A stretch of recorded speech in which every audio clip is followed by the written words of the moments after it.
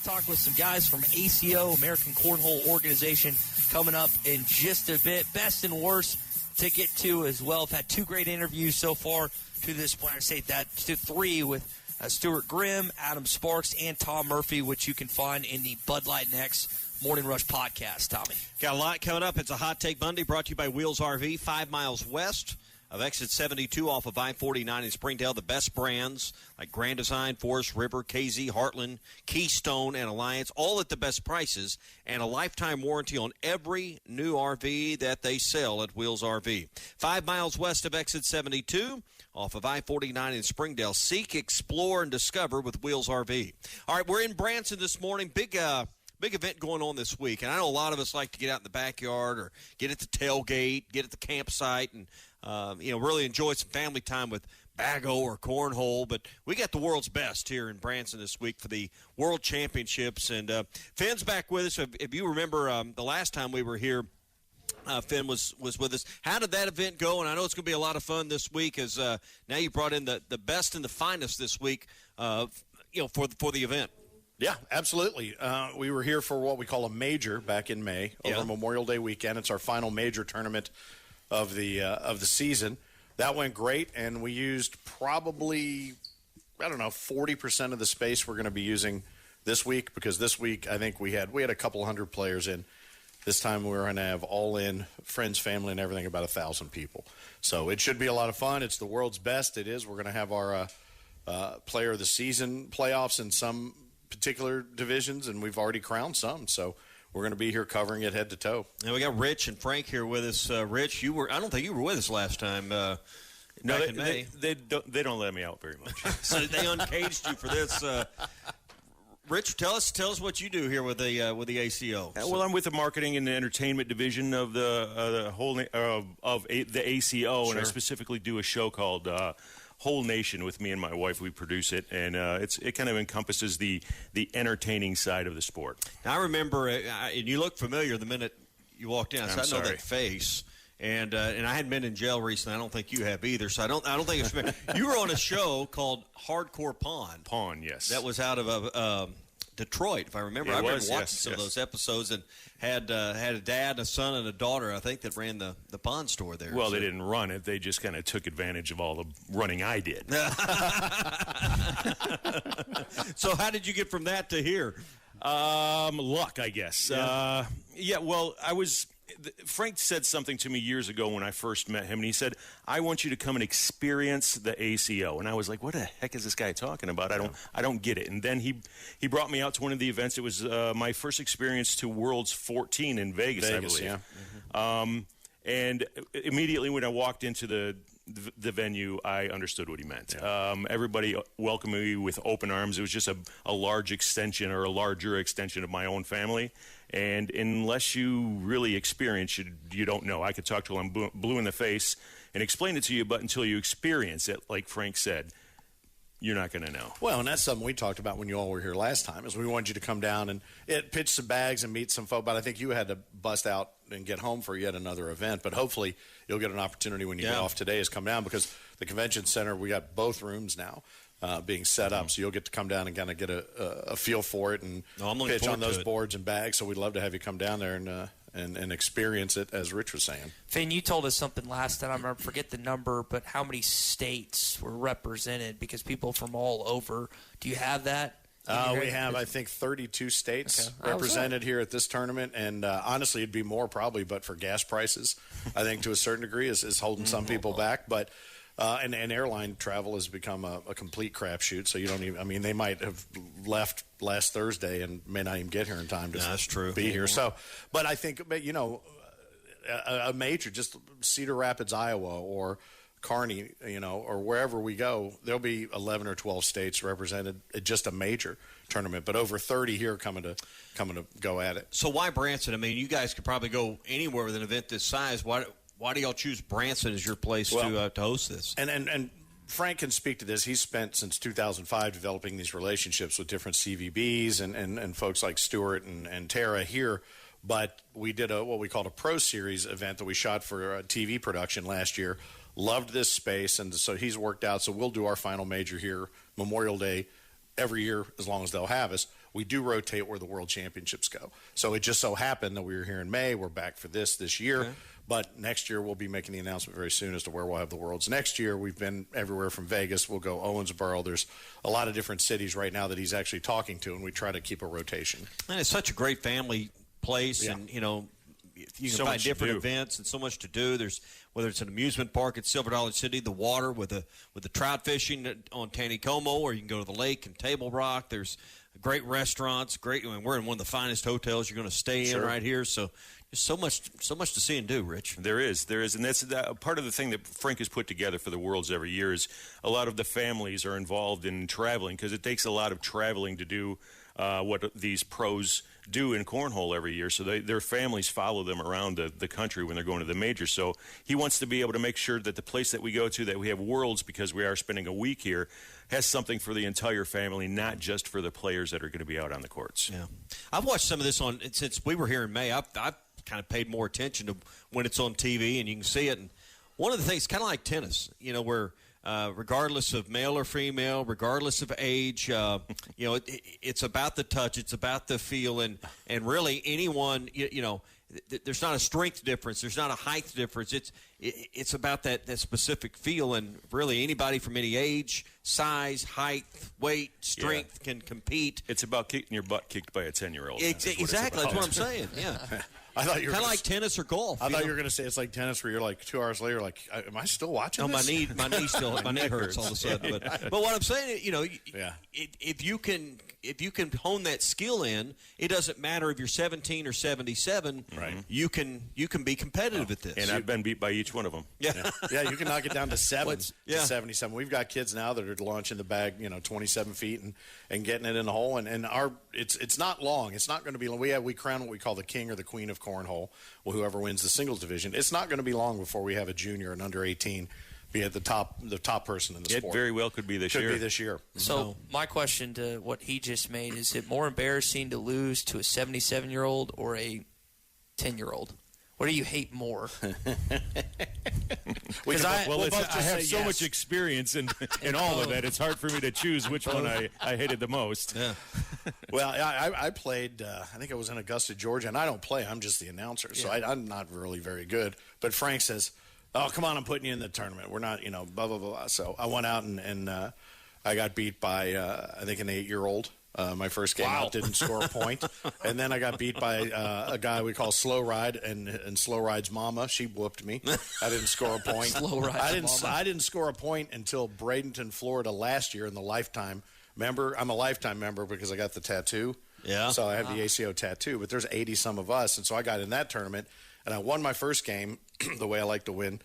Forfeit. I got a bye in the first round, so I won one game. It's the sweetest victory of all, isn't it? And I scored a point. I'll never forget this. It was my Facebook cover photo. Me over the scoreboard. I had 1 point against Scott Mitchell, and it ended up being 21-2 was the final.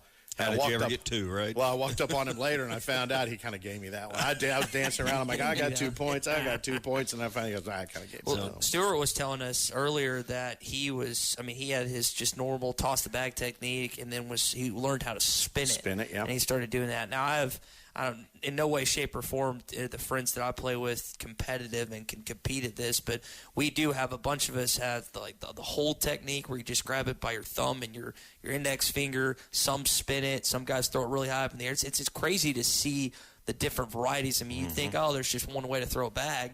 It's not the case at all. No. As a matter of fact, we'll say you'll come down there if you come down and see if there are 500 people. I mean, correct me if I'm wrong, right? There's 500 different ways to throw. There is. I always do they all consist of beer in the other hand? And, yes. Because that's how it is in my backyard. This is the official sound of the ACO, by the way. There you go. That's our official. That's like, as soon as you do that, people's ears perk up. There's a cornhole tournament somewhere. How did I get here? I just woke up. That's how it works in my backyard. But honestly, I mean, there's no coincidence that, your beer will be 16 ounces and your bag weighs 16 ounces. Yeah. It's all about balance. It's a counterbalance. Really. Yeah. So, but seriously, these guys, I mean, we're around athletes in other sports. We're around people that compete in other sports, and I know there's probably some rolling their eyes at the idea. But there's a lot of time, I'm sure, that that these guys and gals are spending on their own, just pitching bags and honing it. It's muscle memory. It's it's no different probably than any other sport as far as the time commitment. Yes. To get to a point like this where you're competing for a world championship. These guys are putting thousands and thousands of hours, thousands and thousands of bags of practice. And I'll tell you from experience, because I pick up my wife's bags, that if you do take some time off, it does affect your game. It's not one of those things that you can just go, this week I'm going to go and play, and maybe next month I'm going to go play, and I'm going to be competitive. No, you got to get out there every day, and you got to practice your bags, because it's not just throwing the bag onto the board or into the hole. There's a strategy about the game, and you have to know who your opponent is and how you throw the bags and what your strategy is. If they're guys that just slide the bag straight up the board into the hole every time, well, 12 versus 12 meaning you get 12 points possibly per round. If you get 12 and they get 12, the points are 0. So you can play that game all day long, but what you need to do is find the strategy that figures out that you can block his bag from sliding up into the hole, and that's where all of that strategy and that chess game goes. So the guys that are just throwing the bag into the hole may be at a disadvantage for a guy that can throw a blocker.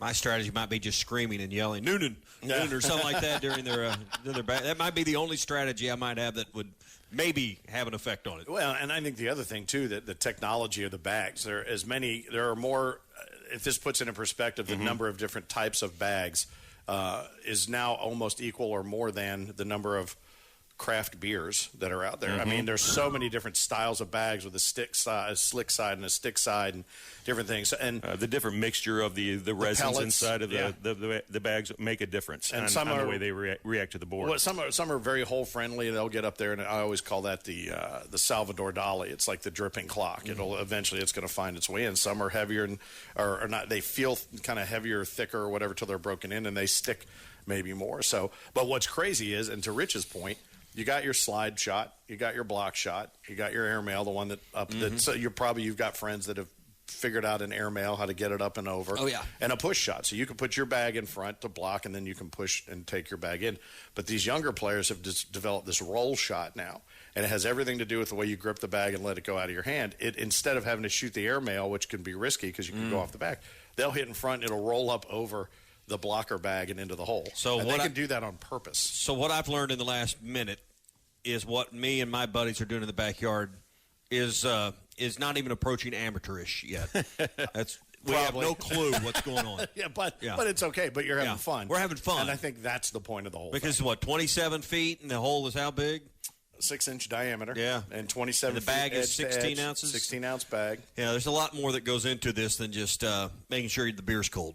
Yeah, sometimes it is just come down to that. But yeah, you're right. I was going to say none of them more important than that. Yeah, right. Yeah, in order of appearance. Yeah. All right, so 5 days of this. Hopefully your liver can stand it. Tell us what's going on. I know the opening ceremonies are tonight, and the finals are on Saturday. Kind of walk us through, because I know there's folks listening that, hey, I'm not going to be in Branson until Wednesday or Thursday this week. Last minute summer vacations, school's starting in a month. Blah blah blah. Right. What can they see kind of throughout the week? Oh, well, everything starts in earnest competition-wise tomorrow. We have our opening party for our players and everyone. Tonight we're going to be up at Tommy Hawk's, one of our certified officials owns the axe throwing place, so we're going to go up and pitch How about that? some cornhole up there and have some fun tonight because, as I mentioned before, there's two things that the folks in this organization do. They play cornhole. When they're not playing cornhole, they're looking for a place to play cornhole. So those are the two main things. But the competition starts tomorrow. We'll run through all of our divisions, qualifying, and a tailgater, which is open to the public. Anybody that wants to come in and enter, they can enter to play and win in that with some of our bag manufacturers, cool prizes and trophies, one-of-a-kind jerseys that our pros can't play in. They're not allowed to play in this tailgater, but you can so come no in. sandbaggers in that. Correct, Right. exactly. So, and you have an opportunity to win a jersey that they can't win. But Does it say Bush's Beans on the front? Seems like all of them have that on. No, that's I don't think I've ever seen that. But and it all wraps up on Championship Saturday. So all of our finals will be streamed on Center Court, and we have awards presentations. Well, now we got the Haygoods, who are the top show here in Branson, coming out to do the national anthem for us on Saturday. You only see them last night, didn't you? The other night we did. Yeah, How was that? Last. It was great show. He ended up on the Kiss Cam with. What was that guy's name? Finn. Yeah. But as Finn was saying, the tailgater, which is a great event. It's off of the main court which is right next to our merchandise area, which is giant this year. We have Sonia Gears is in charge of our merchandise this year, and she has just taken it by the bull by the horns, and she's made this huge area with the most spectacular new merch. I mean, it's stuff that we haven't even seen. It's stuff that hasn't even been presented to the ACO yet, and everybody has a chance to come down here and get the best gear that they can for the ACO. But right next to that, like I was saying, is the tailgater. Now, the tailgater tournament, like Finn said, is open to the public. Anybody can play, and they have 2 tournaments per day. I think one is at 1 o'clock, and the other one is at 5 o'clock. And that goes all the way through the week. So any time of the day between at 1 and 5, anybody can come in off the streets. Any of the local people that want to join and experience, as I said earlier, the ACO are welcome to come down and take part of that. Here's the best part, Rich. See right here? See, what's that word? Give Rich the money? No. Next to that. Free. My bad. Yeah. There's the word Dad's looking for if it's right free, now. It's for me. That's right. $4 gas. Give me some free stuff. So this is a free deal and great way in the air conditioning to entertain the family for free. Yep, and we have both rooms working, so the main competition is in the main convention center floor space, and you can just come watch. I mean, honestly, you will find yourself mesmerized by watching some of these players, and you will watch some people like, how did they even get the bag out of their hand, much less into the hole as often as they do with that pitch.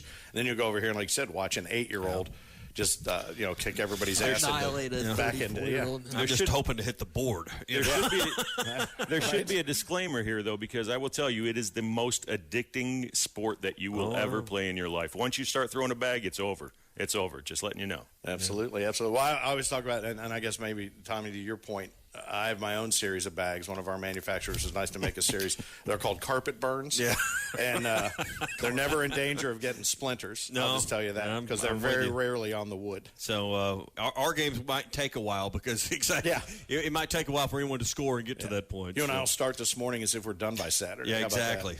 Get one game in. All right, AmericanCornhole.com. That's where you'll find schedules. You can find more details about everything that Rich and Finn and Frank, we appreciate you having us here for this event. It's a lot of fun, and I'm looking forward to getting down on the floor here when the show's over. So it's going to be a lot of fun. Guys, y'all have a fun week, and we'll see you down there to pitch some bags a little bit later. We'll see you there. Now, don't be throwing at my face to try to put me in the dunk tank. I know you talked about the clown. You're talking about hitting the clown in the face. Don't do that when you get down there. What typically happens is when one of our buddies beats the other and it ends up he goes off the board or the game ends at 21, the other one immediately tries to chuck his remaining bag at his face. We're not on that same level of friendship, friends, so I don't feel like I can do that with you.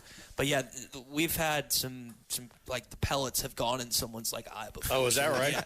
Like one contact sport, it sounds like. One of the bags busted, and it like I have still the remnants of a black eye from a basketball elbow, but yeah, we've had black eyes before for brain. I've never heard of a cornhole injury. Full contact, full contact cornhole. Maybe that's the next iteration. Or ACO extreme.